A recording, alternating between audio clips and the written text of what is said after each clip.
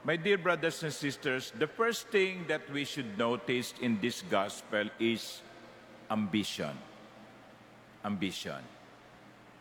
In the Gospel of Matthew, in the version of Saint Matthew, it was the mother who asked for the privilege.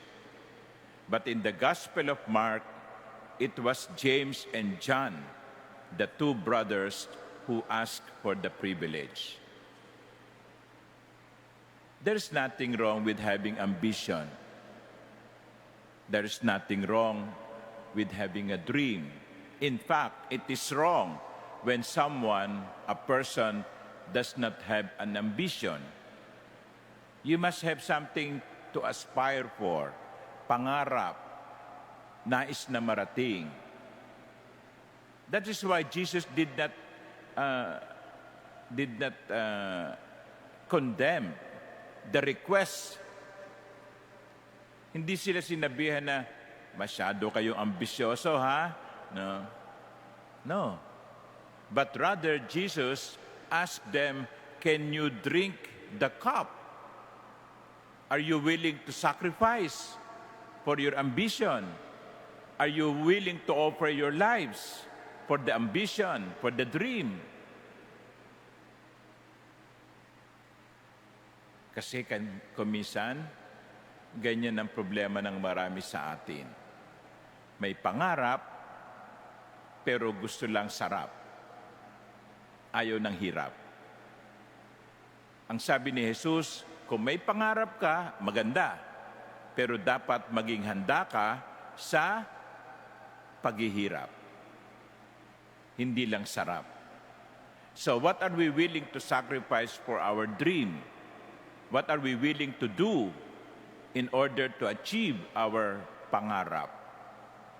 Willing ba tayong mahirapan? Willing ba tayong mapuyat?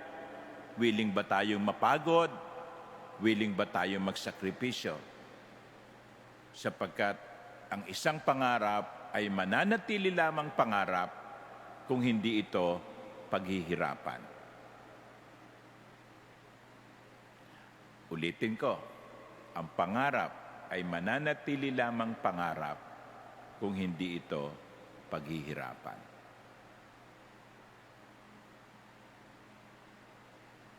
And then sinabi ng Panginoon, can you drink the cup that I will drink? Ito ang isang maganda sa Panginoon eh. Sinasabi niya, kaya niyo bang pasanin ito? Kasi ganyan din ang papasanin ko.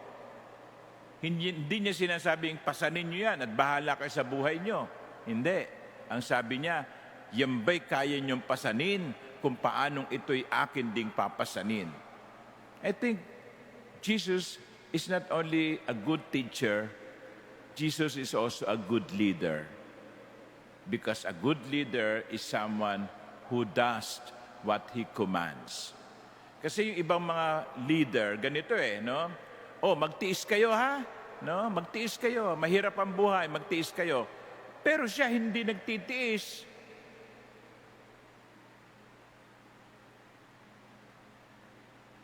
Oh, itong gawin ninyo ha? Kinakailangan matapos natin ang ating pangarap.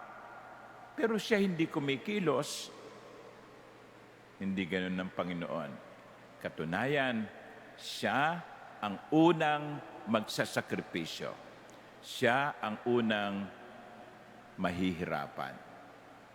Kaya pag sinabi ng Panginoon, take up your cross, hindi natin pwedeng isumbat sa Kanya, bakit ikaw?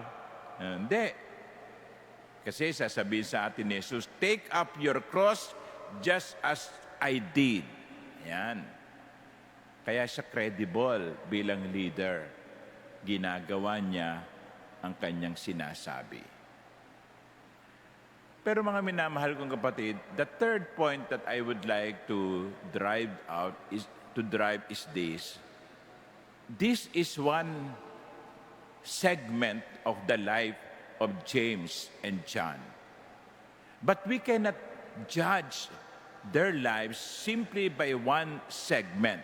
Oo, sa Ebanghelyong ito, ipinakita yung kanilang kahinaan, yung kanilang pagiging ambisyoso. Sabi nga sa unang pagbasa, There were earthen vessels, marupok, lalagyang putik, madaling mabasag. Yung ipinakita nila sa Ebanghelyo, tanda din siguro ng karupukan. Pero, we cannot judge their lives simply by one episode. Kasi sa bandang huli, si Santiago ay nag-alay ng kanyang buhay para sa Panginoon. Sa bandang huli, ininom niya ang kalis ng paghihirap. You see, sometimes we tend to judge people by one of his mistakes. Kaya ang nananatili sa atin ay yung pagkakamali niya. Minsan lang naman siya nagkamali. Yung bang buhong buhay niya ay huhusgahan natin batay sa isang pagkakamali. Pwede namang magbago ang isang tao, di ba? Kaya hindi natin pwedeng husgahan ang ating kapwa sa pamamagitan lamang ng isang pagkakamali. So, my dear brothers and sisters, as we celebrate the Feast of St. James, there are so many things that we can reflect on based on the readings. Number one is that we have to have ambition in life, but we have to be ready to sacrifice for that ambition. Amen.